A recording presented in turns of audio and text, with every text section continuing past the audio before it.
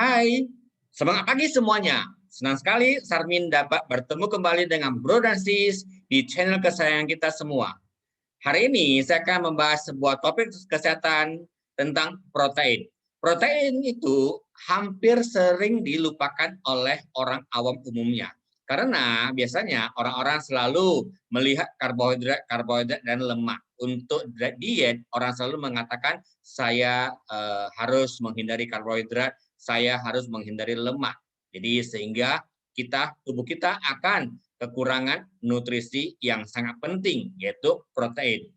Nah, untuk supaya bagaimana kita tahu itu protein penting atau tidak, kita simak yuk slide berikut ini. Pentingnya protein untuk tubuh kita. Nah, apa sih protein itu? Protein itu kalau adalah merupakan komponen penting untuk tubuh kita. Jika masuk ke dalam tubuh kita, protein itu akan dicerna menjadi asam amino. Bagian terkecil dari protein itu asam amino. Dan asam amino itu terdiri dari dua jenis, yaitu non-esensial dan esensial. Yang non-esensial itu adalah yang bisa diproduksi oleh tubuh kita. Sedangkan yang esensial itu 9 diantaranya tidak bisa diproduksi oleh tubuh kita dan harus didapat dari makanan. Jadi sehingga protein itu sangat butuh dan sangat dibutuhkan oleh tubuh kita untuk supaya kesehatan kita lebih sehat. Dan menurut Dinas Kesehatan mengatakan bahwa 80% dari angka kecukupan protein setiap kelompok umur masih terjadi kekurangan asupan proteinnya. Jika masih bayi, ada sekitar 23,6% yang kekurangan asupan protein. Jika orang dewasa, ada sekitar 45,8% kekurangan asupan protein. Itu menurut info dari Dinas Kesehatan di Indonesia. Nah, makanya banyak orang awam itu melupakan apa yang termasuk dengan protein, sehingga bisa terjadi kekurangan asupan protein. Nah, seperti yang saya katakan, protein jika masuk ke dalam tubuh itu adalah menjadi asam amino. Dan asam amino ini sangat penting untuk organ-organ tubuh kita. Misalnya di rambut, kulit, otot, tulang, otak, jantung, lambung, dan usus. Manfaat protein yang pertama adalah sebagai zat pembangun, perbaikan, dan regenerasi sel tubuh kita. Ibaratkan tubuh kita sebagai sebuah rumah. Rumah yang bagus harus mempunyai batu bata yang bagus. Sehingga rumah ini bisa bebas dari hantaman angin luar ataupun segala macam yang terjadi dari luar.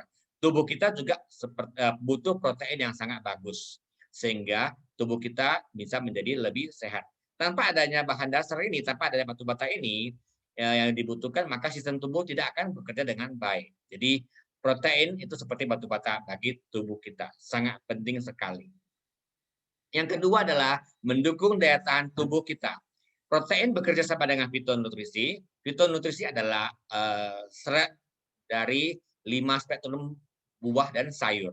Jadi protein bekerja sama dengan fitonutrisi, membantu membentuk antibodi yang berperan untuk melawan bakteri atau virus di dalam tubuh kita. Jadi membentuk sebuah pertahanan. Jika Bro dan Sis ingin mendengar lebih jelas dari fitonutrisi, bisa melihat video-video di channel kesayangan kita semua. Sebelum-sebelumnya saya telah pernah membahas tentang fitonutrisi secara jelas. Hari ini kita hanya membahas tentang protein. Nah, yang ketiga adalah protein bisa membantu menyehatkan rambut, kulit, dan kuku. Protein itu adalah merupakan struktur utama penyusun sel rambut, kulit, dan kuku, terutama pada kolagen. Jika rambut kita proteinnya cukup, maka rambut kita itu akan terasa lentur, kenyal-kenyal ya. Jadi dia kalau kita pegang-pegang dia akan membal-membal dan hitam, kemudian bercahaya, bersinar. Itu adalah ciri-ciri rambut kita yang cukup proteinnya. Jika rambut kita atau kulit kita bahkan kuku kita kekurangan asupan protein, maka akan menjadi kering dan kusam. Yang keempat adalah protein mampu memberikan energi bagi tubuh kita. Karena protein itu adalah sebagai bahan pembentukan enzim yang berperan dalam merubah makanan menjadi energi. Selain karbohidrat dan lemak, protein juga merupakan salah satu sumber energi. Karena dalam 1 gram protein itu bisa mengandung 4 kilokalori yang menghasilkan energi bagi tubuh kita. Angka kecukupan protein pada setiap insan manusia itu berbeda-beda. Untuk anak-anak golongan 1-13 tahun hanya 26 gram protein cukup. Sedangkan untuk orang umum 60 gram. Sedangkan ibu hamil atau menyusui 76 gram protein. Sumber protein, nah kita bisa dapat dari makanan mana saja kah sumber protein ini, bisa dari kacang-kacangan, telur, daging, ya daging ikan, daging sapi, daging ayam. Kemudian protein itu yang harusnya adalah mengandung asam amino, memiliki nilai PDCAAS, menyumbang energi sehari-hari. Itu adalah sumber protein yang terbaik bagi tubuh kita.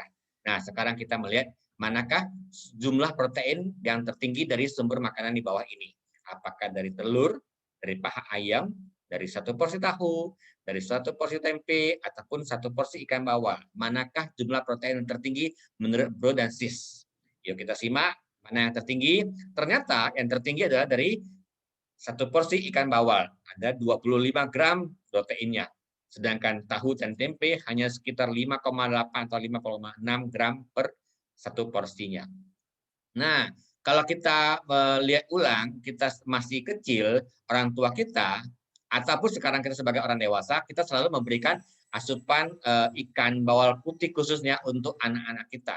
Karena mengapa? Karena di dalam ikan bawal putih ini mengandung banyak proteinnya, sehingga pertumbuhan di anak akan lebih bagus. Di jumlah protein tertinggi ada dalam ikan bawal. Nah, bagaimanakah bila orang yang vegetarian yang tidak bisa mengkonsumsi ikan? Nah, kalau kita konsumsi tahu dan tempe, maka proteinnya harus kita perbanyak porsinya. Sedangkan untuk bahan makanan yang memiliki asam amino yang lengkap, apakah masih tetap ikan bawal yang tertinggi, atau telur, atau kacang kedelai, atau kacang tanah, ataupun gandum. Nah, mana yang terbanyak asam aminonya, terlengkapnya. Yuk kita simak. Ternyata untuk sumber protein yang memiliki asam amino lengkap ada di telur dan kacang kedelai. Telur seperti yang tadi kita ketahui mengandung asam amino lengkap, tapi jumlah proteinnya masih tidak begitu banyak. Nah, selanjutnya kita coba melihat sumber makanan yang mengandung protein yang memiliki PDCAAS sama dengan 1. Mana yang tertinggi? Apakah telur, apakah ikan, apakah paha ayam, atau apakah gandum, atau apakah kacang kedelai?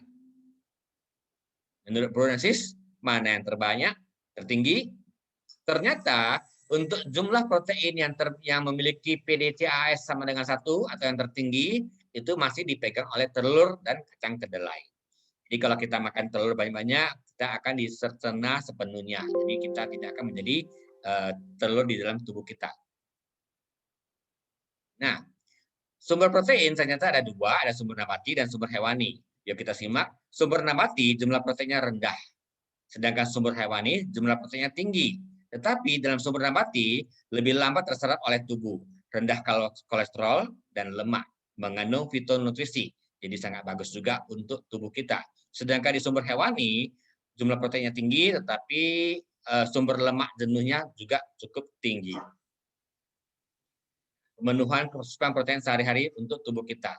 Jadi kita lengkapi atau kita cukupi tubuh kita dengan protein dari Nutrilite, yaitu Nutrilite High Protein, yang mengandung 9 asam amino esensial yang penting bagi tubuh kita. Seperti yang tadi dibahas pada awalnya, ada 9 asam amino yang tidak bisa diproduksi oleh tubuh kita. Jadi sehingga kita perlu mengkonsumsi suplemen atau makanan tambahan dari Nutrilite High Protein. Kemudian dari High Protein Nutrilite ini mempunyai skor PDCAAS sama dengan 1, sehingga mudah diserap oleh tubuh dan non-GMO, dan tinggi proteinnya. Kalau kita mengkonsumsi protein yang cukup, berarti sudah memenuhi 10% sampai 20% asupan protein kita sehari-harinya. Dari Nutrilite mempunyai ada 4 variasi, ada yang all plant, yang rasa tawar, kemudian ada dari green tea, ada berry, dan ada rasa coklat. Masing-masing mempunyai kandungan proteinnya yang berbeda-beda. Tetapi yang paling tinggi adalah tentunya di all plant, yang rasa tawar. Nah, ada yang mengatakan saya tidak suka mengkonsumsi suplemen, saya lebih suka yang makanan nyata, makanan sehari-hari. Kalau kita ingin mencukupi 26 sampai 60 gram protein, itu sama dengan kita harus mengkonsumsi 4 sampai 10 butir telur ayam, atau 2 sampai 6 potong daging sapi yang ukuran sedang, atau 3,5 sampai 7,5 gelas susu. Nah, kita bisa bayangkan kalau kita mengkonsumsi telur yang gitu banyak, susu yang gitu banyak, selain kita mendapatkan proteinnya, kemudian kita juga akan mendapat bonusnya. Itu akan mendapatkan lemak yang cukup tinggi dan kolesterol.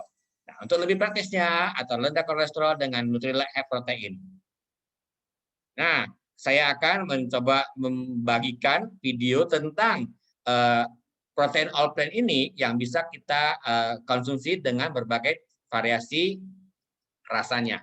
Silakan simak video berikut ini sehingga kita tidak mudah merasa jenuh. Hari ini saya akan mendemokan berbagai variasi dari Nutrilite High Protein. Kadang kita akan merasa bosan untuk memiliki satu rasa saja. Jika kita ingin memiliki protein yang cukup banyak, kita boleh memiliki protein all plant saja. Dan kalau kita bosan, kita boleh campur dengan berbagai variasinya. Mula-mula kita sediakan airnya ya dalam sebuah wadah. Ya, akan saya campurkan dengan protein. Sebentar ya, saya akan buka dulu. Ya, ini saya akan campurkan dengan 1 scoop saja. Ini karena saya demo. Kalau untuk Anda sehari-hari boleh dengan satu kali makan, boleh dengan 2 scoop. Kemudian tambahkan dengan air, kita stik. Nah, kalau pagi hari kita boleh campur dengan buah sirsa sebagai variasi rasanya. Kemudian ini adalah sirsa. Kita campurkan protein yang telah kita kita hancurkan. Kemudian kita aduk-aduk. Kalau mau kental, kita boleh dengan 2 scoop ya. Nah, kemudian kita udah boleh konsumsi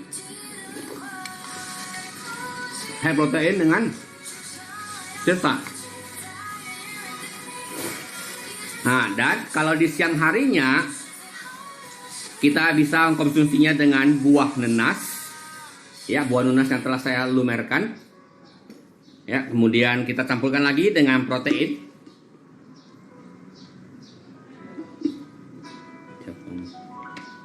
Oke ya. Kita boleh campurkan Nutrilite High Protein dengan nenas untuk variasi rasanya di siang hari. Untuk malamnya kita boleh campurkan dengan buah naga sebagai variasinya. Kalau dengan rasa-rasa buah itu boleh bebas ya, boleh sesuai dengan selera kita. Saya suka dengan buah naga, buah nanas, dan sirsa. Ini untuk makan malam kita. Jadi kita nggak akan nek dengan rasa-rasa dari protein yang hambar itu. Sungguh lezat. Nah, jadi high protein kita bisa kita campur dengan berbagai variasi. Nah, cukup menyenangkan bukan konsumsi Nutrilite High Protein? Bisa kita campurkan dengan bahan makanan apa saja sesuai dengan selera kita. Nah, ternyata protein itu kalau kita konsumsi 3 kali sehari, maka kita juga bisa menunjang kesehatan kita dengan lebih baik. Jadi bisa healthy sebagai healthy breakfast, healthy lunch, dan ataupun healthy dinner. Jadi sekian presentasi saya tentang protein. Semoga bermanfaat bagi Bro dan Sis. Sampai jumpa di lain kesempatan. Bye-bye.